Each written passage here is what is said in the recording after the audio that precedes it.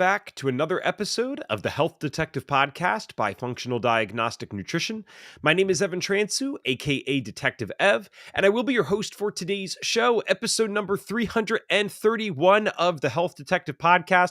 And man, we go back and forth with the topics on here. So, Mandy, we had a really busy week this week because we have another event going on, which doesn't allow us to record next week. So we have like 6 podcasts instead of our Okay. normal 3. So earlier, these individuals were getting to hear from Dr. Bill Rawls, who is an MD, about Lyme disease, very technical stuff about cellular health. And then this is what's so much fun about this podcast is we incorporate all sides of this because it all leads to the health side. So I will read our guest's bio and we will waste no time. We'll get right into this. It is, at least this one is nice and short and sweet and to the point.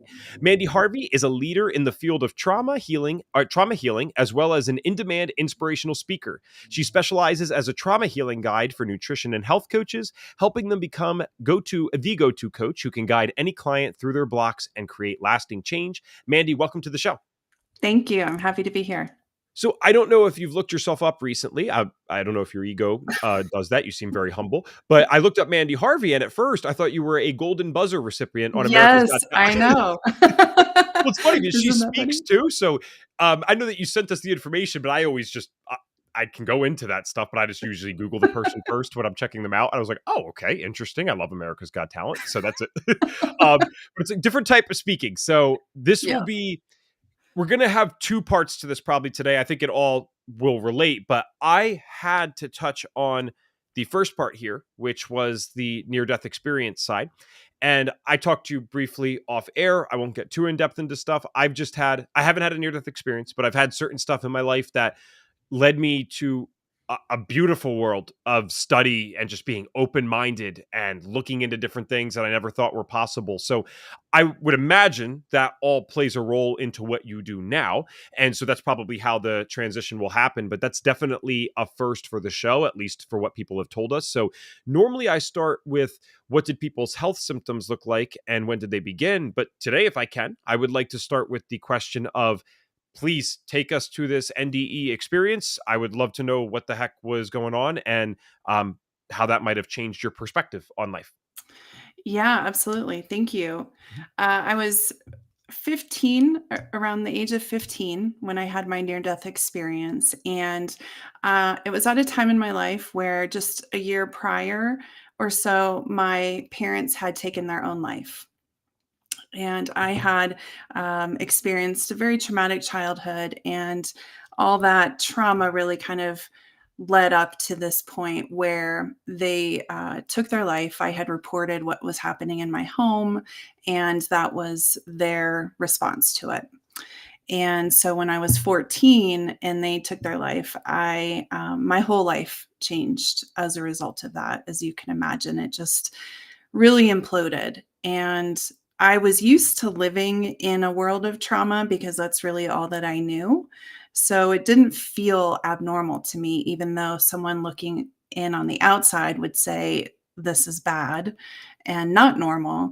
For me, it was just a normal way of living. And the fact that they took their life as a result of really the dominoes falling happening when I said something set in motion this belief that I can't trust my intuition, that I can't trust my inner voice that's telling me I should speak up, and that if I do follow that inner voice, it's going to lead to catastrophic loss. And so that belief really got anchored into my system, into my body at the age of 14 because of that.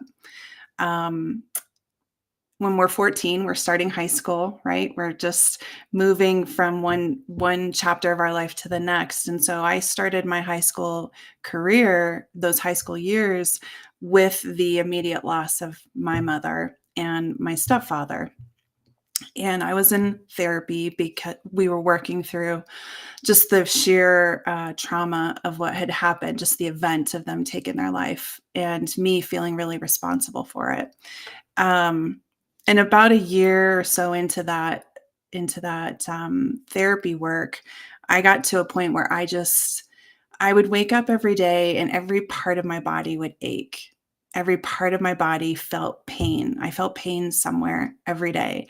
And it just got exhausting talking about this. I desperately wanted to get to a point where I didn't have to talk about what had happened to me. I wanted to just move on. Can we just move on?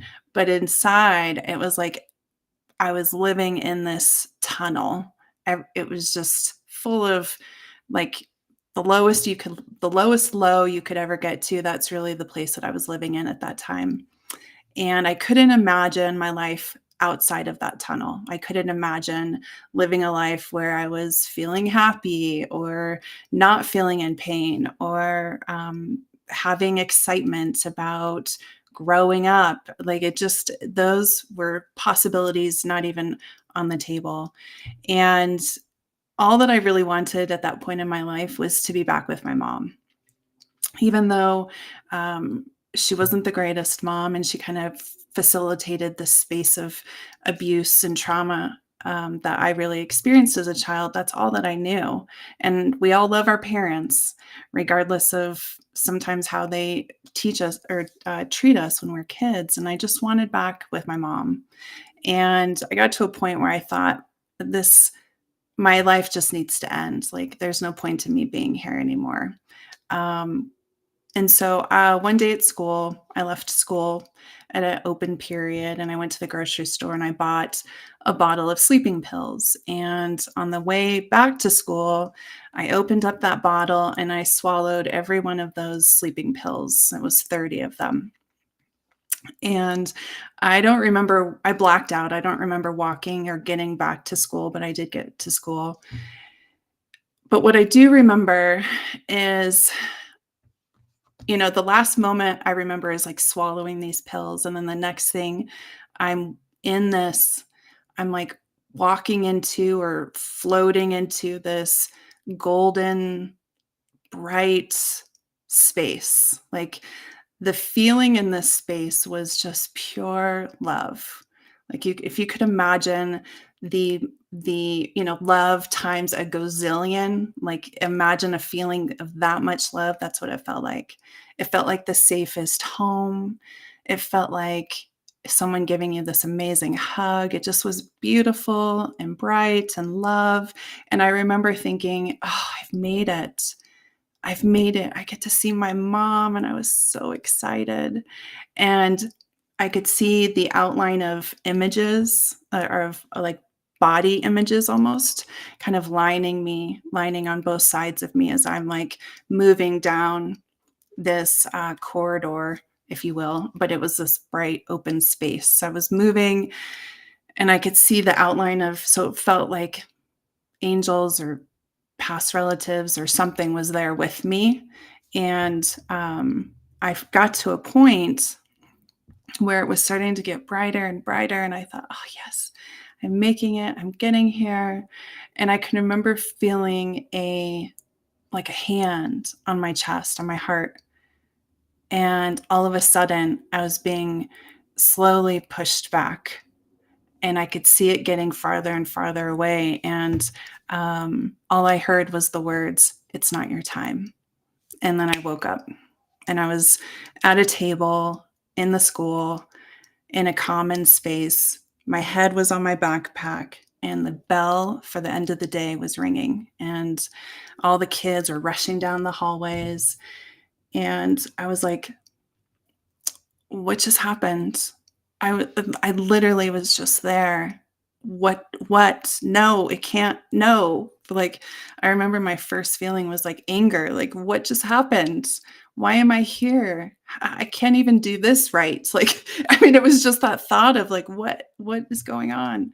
Um, and I started having symptoms as a result of taking all those pills. I was really dizzy and got a ride home. And I can remember thinking, okay, I just got to fall back asleep. I can do this. I can just fall back to sleep. It'll be fine. But I couldn't. My body was physically shaking. My heart was beating out of its chest. I was hallucinating. Things on my body were moving. I was watching my skin drip off my face. I mean, it was a massive, crazy experience. And so I ended up calling 911 and they took me to the ER. And they had to give me some stuff to kind of clean out my system. And I was in the ICU for a couple of days. And then I was admitted to a mental hospital for a period of time and diagnosed with PTSD. And then really put on an extreme regimen to work through the trauma that I was experiencing or that I had experienced over the years and um, leading up to the death of my mom. We again talked off air, and I wasn't going to say this, but I will say it on the podcast just because I don't know. I feel called to say it. So I want you to know, you already know this. I believe you 100%. We have like the most non-judgmental group of people who listen to this. Of course, they're open-minded. They had to get into functional medicine, right? You don't do that because you're bored. Yes. You do that because Right. people didn't believe you about health symptoms, whatever. Totally. But I will keep it very brief and just say I've had certain spiritual experiences in my life that led me to studying this stuff. What you just described is actually, I mean, maybe the story itself is unique, right? But what you just described about what you experienced after you took it, that's not nearly as rare as some people think. Why don't you go do a quick YouTube search or some quick Yeah. searches on Amazon for books? There is a lot of stuff out there. But with that preface, then, or disclaimed, I should say, for those that might say, okay, well, she took a bunch of sleeping pills. Like, come on, you even just said you felt weird afterwards. Could you describe just a little bit further how, again, as someone who believes you, how do you know that that was not just a dream or a sleep pill induced hallucination, but that was something different? Wow. Well, I don't have scientific evidence behind Of this, but I know in my heart of hearts, um, it was divinely orchestrated that my life was saved.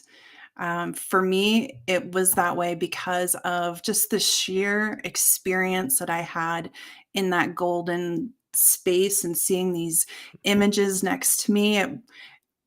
For me, it felt beyond, like something I could never fully describe. Words cannot fully capture the experience that I had in that moment. And I am also someone who feels that I have had spiritual experiences with angels ever since I was little. And I didn't really understand it. But I feel like I've always been um, protected. I think we all are to some degree. And I really feel like because I've had those experiences as a younger child, this felt very similar at that level of just like it's beyond words, it's divine, it's for me it was not a hallucination because the hallucinations when I woke up were fear-based. Like it was like skin dripping off my face. It was like panic. What I experienced in the near death was like love Mhm. and it was Very good point. safety and it was a very different experience than what I had when I woke up. And so that's why I believe that it was something Yeah. divinely guided. Good enough for me. I think it's not that I wish that. I don't necessarily want to experience that because there's a lot of stuff that goes into such an otherwise amazing experience for that particular part, right? Like this wasn't Yeah. happening because everything was going well. But at the same time, the amount of times that I've heard is just this overwhelming love, this overwhelming bliss. It was perfect. I can't describe it. There is no words for it. Um, Yeah. it's cool. And I've had some dreams in my life. Some dreams have been very positive, some are scary, but some are very positive, and I wouldn't describe a dream to that level. Nor would I relate to any of the people who I've heard share these similar stories. So did this register at 14, 15 years old? I mean, you're so young. And then it's not like you're coming back and again, immediately everything's fine. I guess an inherent part of a near death experience, regardless of the cause, is that you almost died. So you're immediately going back into high stress of the life. Did you understand the profoundness, or not understand, I guess, but comprehend the profoundness of the experience that you just had? Or did that take later in life and later years to really get like, wow, there's something more out there and what that might implicate for you and us? Yeah. Yeah. It's the latter for sure because like I said, when I came back, when I was awake and having to go through the ICU experience in the hospital and the mental institution that I was in, I was angry. For me, that experience, I think there was probably maybe a part that was like, whoa, that was strange. Like it literally felt like, this beautiful hand touching my heart and sending me back. But mostly it was anger that I felt. Like I don't want to be here anymore. I don't want this life. I don't want this pain. I don't want this suffering. I'm done. I give up, that kind of thing. And so it wasn't until my late 20s, that early 30s, that I really understood the impact of that Yeah. and understood, wow. It wasn't really until actually my health challenge that I looked back on this experience, my near death experience, like, whoa, there was a connection here. I was meant to be here, and there's more for me to do. So Well, and Mandy, what's interesting is, I've heard, again, out of these many stories that I've heard with the near death experience, is that some people might have been, at least at one point in my life, full out atheists like me and had no beliefs. And then, so even if you're 14 and you go from atheist to experiencing that, you're like, holy cow, what was that? I think as someone who is like you that described, well, I've had these experiences that are spiritual before.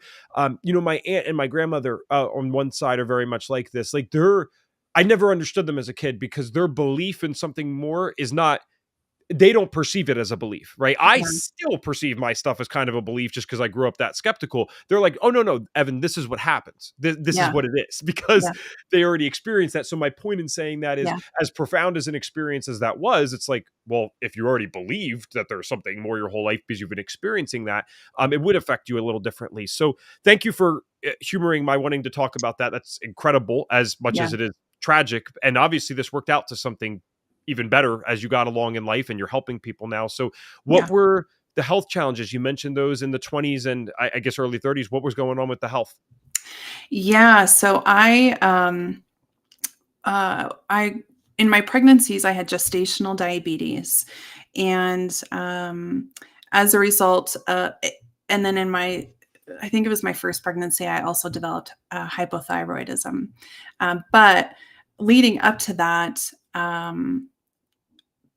I went through 4 years of therapy to just deal with the initial shock and the PTSD. And I thought at that time that I was cured, like life is good, let's move on with life. But really, there was still the underlying, I know there was a lot of underlying trauma in my system still, and a lot of my coping mechanisms dealing with the anxiety I felt, dealing with the unease I felt in my body was perfectionism and to super control my diet, to super control my movement. I was really restrictive on calories. I was pushing myself every day, working out. I was in a high stress corporate job. And then I decided it was time to have kids. And I was living from the time I was born until then under a lot of stress. My body was just full of it, and in my pregnancies, really hit, I think, a certain breaking point to my body. And so I'm developing these health conditions. And the diabetes went away, obviously, when I had my first child. When I had my second child, I had gestational again, hypothyroid. Gestational diabetes went away. And about 6 months later, I was diagnosed with LADA, which is latent autoimmune diabetes in adulthood. So it's like type 1.5. It's like type 1, you are insulin dependent, but it's developed in adult years. Um, and at that time, again, new mom, two little kids, lots of stress. My partner was traveling a lot, and so I was home alone and trying to figure out how to be a mom, how to be a corporate woman, how to be, the person who does it all. Like I never asked for help. I was like, I can do everything.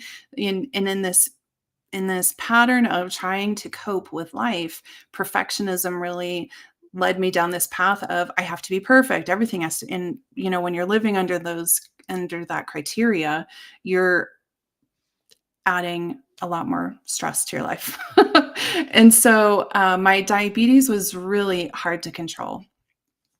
And we couldn't figure out the right ratio of insulin, the short term, the long term insulin. I would have super high highs, super low lows. And there was one night in particular when it was just me and the kiddos, and it was in the middle of the night. My blood sugar crashed big time. I think it was like in the 40s. And I wake up and I'm, in the adrenaline, trying to like, oh my gosh, I didn't have anything in my room. And so it was so low and I was in such a panic. I couldn't stand up. I was so wobbly that I'm crawling down the stairs to get to the kitchen. And I'm, sitting on the floor with the refrigerator door open, trying to find food to eat, something to drink to bring my blood sugar back up. And I just had this thought of something's not working here. I don't know what it is. I don't know what's not working, but I can't continue living my life like this. Um, what I haven't talked about is there's this history. So my mom died when I was 14. Her mom died. My grandmother died when my mom was 16. Jesus. And there's this pattern of us growing up without our moms. And I just was like, I don't want that for my children. I don't want that for my life. I got to figure this out. I was silly. I was older than my mom was at that time, but even still, I was like, I'm young. I was just in my early 30s. And I was like, I don't want to see my life deteriorate because of this. I can figure this out.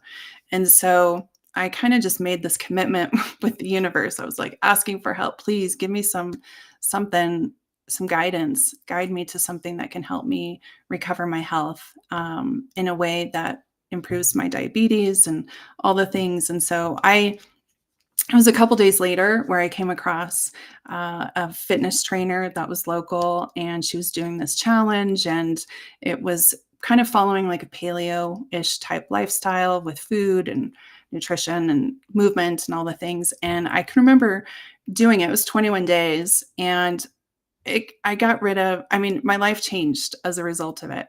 I dropped 75% of my medication as a result of it. I felt clarity for the first time. Like I no longer was living under this brain fog of depression and anxiety and strange, mental issues. I had energy. I was like, what is this? I'm eating more food than I've ever eaten in my life. And I'm, you know, better, healthier, happier, all the things. And so that really led me to wanting to understand the impact that food has on our health, and how can we use food functionally to help improve our health. And so that's when I sought out and got educated as a functional nutritional therapy practitioner. Cool. And how did this mix in then? Well, I can understand why you would pursue this. I just don't fully understand when it came to be. How did this mix in with the trauma side of everything in terms of like supporting other people to help even others work on Yeah. that type of stuff? When did you add that in? Yeah. So once I completed the program, I started seeing clients, and I was working out of a naturopathic doctor's office. And I was seeing clients who had very similar symptoms to what I had experienced: lots of chronic fatigue, lots of stress, autoimmune conditions. And I was helping them functionally through the nutrition portion. And I was noticing that oftentimes they'd hit this block at a certain point. So they'd be on the protocol, they'd be working with me over 3 months, and they were seeing progress, and they were seeing improvement on their symptoms. They were getting more energy, but there was always a point where they hit like a wall. And then they'd go back into these old patterns that they had, like deprioritizing their needs, not sticking to their goals, that sort of thing. And I got curious, like what influences our behavior?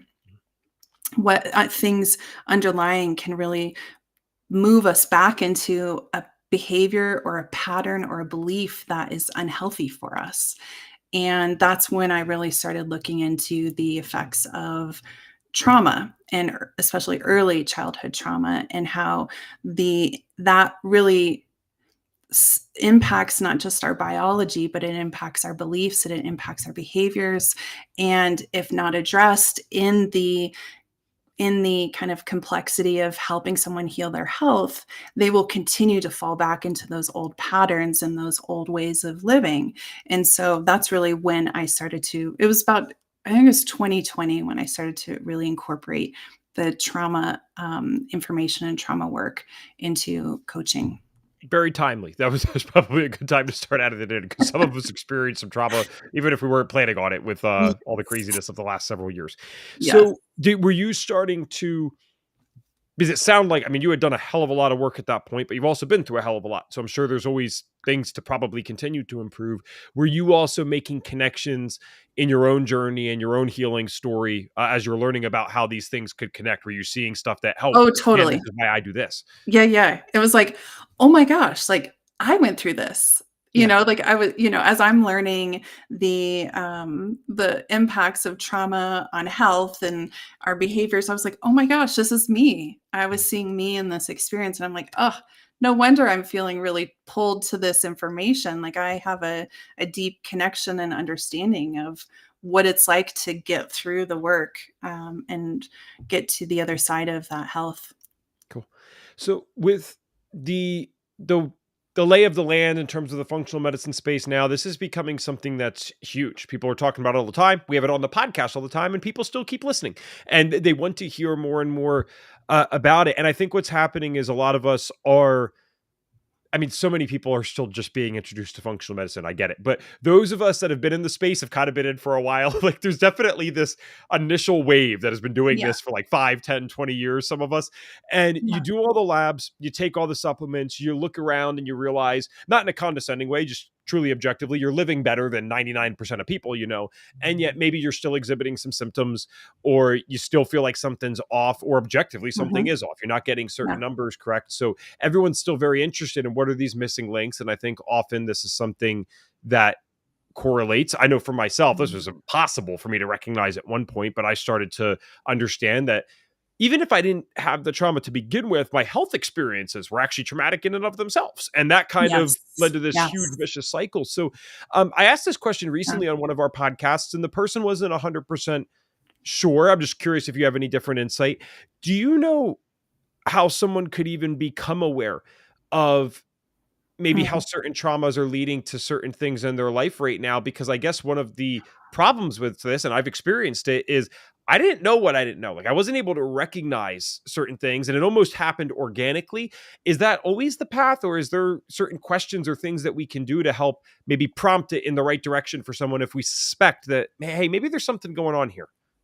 Yeah, yeah, great question. So I always say that, for folks who are in the health and wellness field and there's already some level of awareness of like maybe this food doesn't work for me or this lab is telling me I need to do something different, whatever the indicators are that are telling us, okay, I might need to change. There's some level of self awareness on the physical level, right? And so, in order to really work on the trauma aspects or the nervous system regulation aspects, we have to have a level of awareness at our body emotionally. So we already have it there physically, like, oh, I have this symptom, right? And so one of the questions I used to ask a lot early on was like, what do you uh, uh, going into it through the symptom level? So what is this symptom calling you into more? So, for example, like with me, with chronic fatigue, like I experienced that for many years. If I was to ask myself that question, it would be like, I need to rest. Like I'm living this life of like hustle and go and corporate world and kids, and everything has to be perfect. Well, at some point, you're going to crash and burn. So, what is this symptom inviting you into that you haven't said yes to yet? And so that's one way to start to get curious. But really, I think this work is all about tuning into our nervous system And so getting curious about your nervous system, getting curious and asking questions or just noticing, how does my body feel in this particular environment? How does my body feel around this particular person? How does my body feel at the grocery store? How does my body feel at this concert? How does my body feel at the doctor's office? And not symptom like, oh, my arm hurts, or my stomach hurts, but rather, am I noticing I'm feeling anxious? Am I noticing I'm feeling peace and relaxed? That type of investigation and curiosity can give us a lot of insight around how often we're feeling out of balance, how often we're feeling in balance. And not it's not an investigation to be like, oh gosh, I shouldn't go here anymore, but rather, what is happening in this environment that maybe is making me feel uncomfortable? What is happening here that might be triggering something emotionally that needs some attention? Sure, sure. So I think that's one of the easiest ways, is just to get curious about how you feel in different environments and just start to pay attention to that. I think that paying attention to that then leads into the next question, which is, why do I feel this way here? What can I open my mind up to a little bit more to notice what is here that's really feeling uncomfortable, and just really listening and with compassion. When we ignore feelings of, oh, I feel uncomfortable in this space and I'm just going to suck it up and ignore it and be fine, and forget about it, or try to, when we ignore those, it grows, right? It's like mushrooms, it grows in the dark. So the more light we can bring to it, the more awareness we can bring to it, the better we can understand what's happening here, what's happening there. What are these places in which I need to put a little bit more attention to? Yeah, I think for our more lab-oriented friends that only focus on that stuff, it's not a perfect analogy, but it's pretty close. We have something here, Mandy, called our diet check record sheet, and what it does, because people are running on autopilot, including Yeah. myself, I've done this, and I still can float into this. At least I can become conscious of it now, though. And when we run on autopilot, it's almost as if, like, if someone externally were to ask you, hey, how do you feel right now? Do you have energy? Do you feel good? Like, you could say, oh, actually, no, I don't. But you're almost not even thinking about it, but you just got to go. It's the next place. It's the next task. It's the next podcast, whatever it might be. And the diet check record sheet, what it does is it basically encourages clients, like an hour, 2 hours after they eat, to write down, how do I feel right Mm, now? Like, am I feeling good? And they start to make these associations with the food that they consumed and how they feel. And there's plenty of mhm. smart people in the world that never do this. It's like the most profound Yeah, thing to them. Like, all we're asking you to do is take a 5-second check in to see what's going on, write it down, and we can move accordingly. So it sounds yeah, somewhat similar. And honestly, it's even better in a sense, because if a food's not making me feel good, I can't just immediately ask why and know that, oh, maybe I'm having an immunological reaction. Maybe I have candida overgrowth and it's contributing. You don't necessarily know without testing, and no yeah, testing is perfect anyway. With this, it's right. kind of like you really start to learn about a lot about yourself, and Yes. probably a few different things if you start asking that, and you can figure out why you don't feel energetically Yeah. great in a certain place. Yeah, 100%. And even doing it when you wake up, in the morning, how am I feeling as I wake up in this morning? Is my head racing? Are my thoughts already on on my to-do list? Are my thoughts worried about the upcoming doctor's appointment? Like those questions, just asking, just tuning in, just, hey, I have a body. What's happening in it today? Put your hand on your heart and be like, what is going on in you today? What is here for me to see, to hear, to know? Those questions are really powerful. They're very simple and they sound almost too simple, but they are very powerful, and they will, the more that you do it, you'll open up and be able to interpret and hear and get those answers that can guide you into maybe more and deeper emotional work. Another thing I wanted to ask, transitioning just a little bit, is Mhm. in the mega discussions around trauma, because again, it's happening very frequently. one of the things that's discussed, and I think this is very valid, is like, oh, there's big T, there's little T, like, hey, huge trauma versus maybe little micro traumas. I would be someone that falls in the category of more like little T's mixed with some medium T's. And then when I hear something like yours, though, clearly this is multiple big T's. I don't think anyone would dispute that. And it's not to say that I don't deny for a second that those of us that have been through more of the little T's cannot have effects of this. I believe that. But there are, like, I can have days where I forget some of this stuff. I would imagine if someone has a mega T, it's pretty hard to have days where we're just not even once do we think about these things. And so what I'd like to ask is, I know everything's probably not perfect in your life, but hey man, you're here. That's one thing, right? The fact that you're here after all this is pretty damn impressive. And two, you're living a productive life. You're actually helping others. I think there's so many people that listen to this that have been through some devastating big mega T stuff and can't even see that vision for their life. So we're not Yeah. saying again perfect sunshine rainbows, but just a productive life where they do feel good and they feel empowered. What is some advice for maybe people that might be more in the midst of that, whether they're, I hope to God this isn't the case, but actively experiencing it or fresh out of it and realizing they need to work on it. And they see someone like you and they're like, oh my God, like they'd kill to be where you're at, regardless of whether you feel that way or not with your life right now. But how can they get to the Yeah. next steps? What are the realistic steps for the path? Because this isn't an overnight journey. It's not. It's a layered journey for sure. And my advice would be really to just one to tell them they're not alone, that there is so much support around them, either seen or unseen. I truly believe that is helping to guide them if they've if they're working through it, if they're aware of it, and they want to work through and get to the other side, then I really commend them for that. And that's a lot. That's brave. It's courageous. It's uncomfortable, and it's not a rainbows and sunshine journey all the time.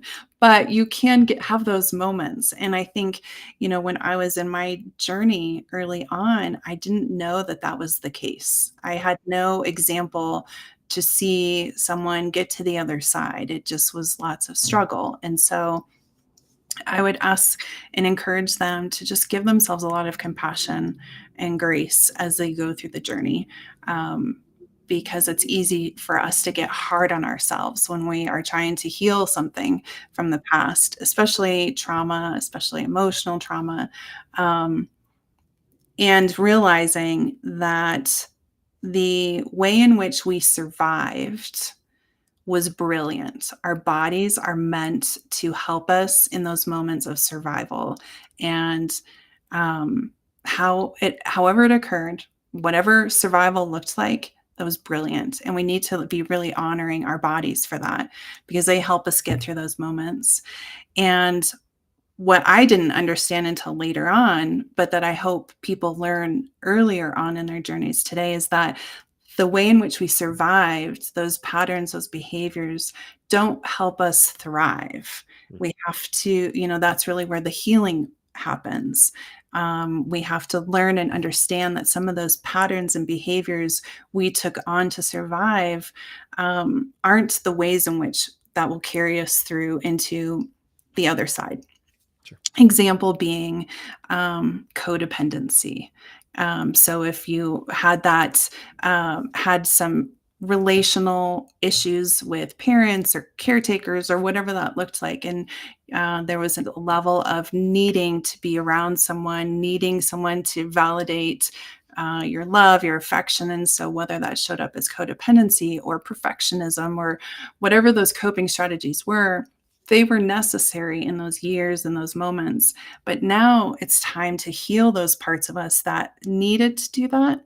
And when we heal those parts of us that live in our bodies, that live in our nervous system, then we can move into a place of feeling full in our own self-love and move forward in life from that way. And I think the journey, one is finding the right support for you. Trauma healing is not something that we can do on our own, especially if we've even with the little t traumas, and I think sometimes I hear from people and they say, well, it's no big deal. I can figure it out. And there might be some truth to that. We might be able to get to a certain place of our healing, but we heal in connection with others. We heal in regulating and co-regulating with someone else's nervous system who has a healthy, secure, safe nervous system. And so we need community, we need a therapist, we need a, you know, coach, we need someone there to kind of help guide us on that path so that we can co-regulate to what healthy feels like, and that it automatically starts to help us attune to healthy in our body. So I'd say, finding the right support for you, and there's lots of different ways to heal trauma. For me, somatic experiencing and internal family systems was two of the best things that worked for me. But there are lots of different things. And so you've got to kind of try things out, what works for you. It's like working on your diet, right? Working on the lifestyle and the protocol that is best for you. It requires a little bit of trial and error. So, and then the other thing too, I would say, is that curiosity. Making sure that curiosity is a part of the journey with compassion and grace, no judgment, letting down the judgment while we're getting curious, letting down the criticism, and really just getting curious about how we show up in the world, what feels good to us, what doesn't feel good to us, and bringing in opportunities in your day where you feel safe and settled and grounded. The more that we can add those into a nervous system that's been in a state of stress, a nervous system that's experienced trauma, the more we can do the deeper healing work. But we can't do that deeper healing work if our nervous system is so dysregulated. It has to learn how to sit in the space of calm and peace and groundedness, and learn what that feels like before you can go into the deeper work. Great answer. All right. And so to be clear about then support, deeper work, all these different ways that people can get help, I'd love to talk about now, what do you do, right? I think people have an idea, but just so it's Yeah. clear, what do you offer? Who can you help? And how do you help now? Yeah. So I work with nutrition and health coaches, and I help them bridge the gap between their nutrition education and their clients' patterns and behaviors and trauma triggers that might show up in sessions when they're working with them. So, an example being, I get this a lot that, hey, I'm working with someone and I offered this and there's a lot of resistance. Like my client just doesn't want to do it. Or they tell me they're going to do it. And then the next time they come to session, they haven't really done it. And it's like we're kind of like slowly making these progress steps, but not fully. And the natural response is to kind of, or the common response is try to push further. Well, let's try something different. Let's do this. But in reality, if that person is experiencing trauma or has trauma in their past, that might not be the best thing for them. So I help the coaches identify the patterns and behaviors that they could notice in session that would indicate, oh, this person might have a dysregulated nervous system, and give them the tools and techniques on how to create a safe space so that they can take a different approach with those clients. Normally, when I ask about client testimonials, right, it's like, hey, well, I helped this person with this food sensitivity or this lab, and then all of a sudden autoimmunity is gone. So that's always cool. But I'm actually curious about this because we have so many practitioners and coaches listening. That's probably the vast bulk of our audience. So do you have any, like, maybe it's not as crazy, I guess, as the autoimmune stuff, but I still think that there's something here. So do you have any client testimonials about like, hey, you started helping someone incorporate these types of techniques into their practice, and then they went from X result with their clients to Z result, and Z result was amazing? Is there anything like that? I'm in the process of collecting testimonials right now in a new course Oh, cool. that I just launched. But with the people that I have worked with one on one, and that's a group coaching course, but the people I've worked with one on one, yeah, they have great progress. The testimonial I get all the time is I, as a health coach and practitioner, feel much more confident knowing I have the skills to navigate when a client hits a barrier or hits a roadblock. I don't feel so resistant anymore to get into the uncomfortableness of discussing the emotional aspects or discussing nervous system regulation, or if a client brings up trauma from their past, I don't feel so uncomfortable anymore. No, and I know how to navigate that in my sessions. Sure. Well, man, that's probably invaluable in the session side because I mean, again, I told you before off air, it's like I end up referring out for a lot of this stuff half the time Yeah. because for me, I don't mind having serious conversations, but where I do feel week is like there's I could talk to you about what you talked to me about today, and I'd be like, okay, what the hell do I do for this person? Yeah. Like I don't Right. know what the next step is after Yes. that. It's just like Yes. I accept you, I'm not judging you, and there's some minor healing that comes with that, but typically they want something a little more. So yes, that Yes. sounds powerful. You got to tell us about the course then too that you're working on. What will that? You said it's group coaching. What will that entail? I guess for people that might be interested. When is it out? Give us the deets. Yeah, well, it's the first one that's coming up is a workshop I'm running in May. It's on May 20th, Okay. and this is a workshop called Client Breakthrough Blueprint. And so it's a 2.5 hour workshop. We're going to go through some of the stuff that we've already talked about here, really going deeper into how trauma can affect a client's behavior, what that looks like in session, how to identify it. We'll have some client case studies. We'll have some breakout sessions to practice some of these somatic and trauma informed skills and techniques that they'll learn in the workshop. So they get practice and can bring questions with clients that they might be having some challenges with. And there's a bunch of bonuses in the workshop too that include recordings and meditation scripts and journaling prompts and things that they can use with their clients as they're working through these. Cool. And Mandy, where can people find you? They can find me at traumahealingforcoaches.com. I do have a free gift I'd love to share with them called Breaking the Chains. This is kind of an intro into what we will cover in the workshop. And it's called Trauma Healing, or it's at traumahealingforcoaches.com/break is where they can get that free gift. Okay. We'll add that one too. I know Tracy will get that up for us. All right. So, first of all, thank you so much for coming on today. 330 episodes is a lot. I've hosted every single one of these. And That was a lot. there is a certain time where it gets routine, but then there's other times, man, where you're just like, all right, this is exactly why I still love doing this after some years. And this is genuinely a perfect example of that type of episode. So, thank you for coming on today. Our Thank you. final question, and well, this is totally relevant to you because you do have this functional nutrition background. So I'm curious how you'll answer this one. Our signature question to finish up the show is if we could give you a magic wand and you could Mm. wave it and you could force every single person that is listening to this to do one thing for their health. So you could force us to start doing one thing, or you can force us to stop doing one thing. What's the one thing that Mandy gets us to do? Get out in nature. Nice and easy. That would be the answer. Get out in nature, get into some sunshine, put your bare feet in the grass, touch a tree, feel the breeze on your face, notice and find the aspects of all the elements in nature, the breeze, the rustling of the trees, the sun on your skin. Where do you feel that in your body? Where does that same element live in your body? And start to just connect to the stillness and the imperfect perfectness of nature, and see if you can find those in yourself as well.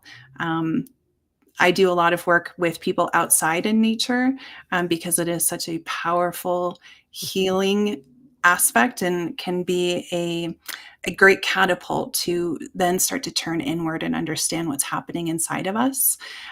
So that would be the magic wand, is giving everybody the opportunity to get outside and spend a decent amount of time outside every day. Excellent. I see quite a you still on, or quite a few of you still on with us, and you guys have been awfully quiet. So if you guys appreciated this is deep stuff, man. This is tough. Can you just drop a thank you in the chat if you appreciated this today? I just got to ask because I think this was really special. So I will again say thank you, and that'll Thank wrap you it up.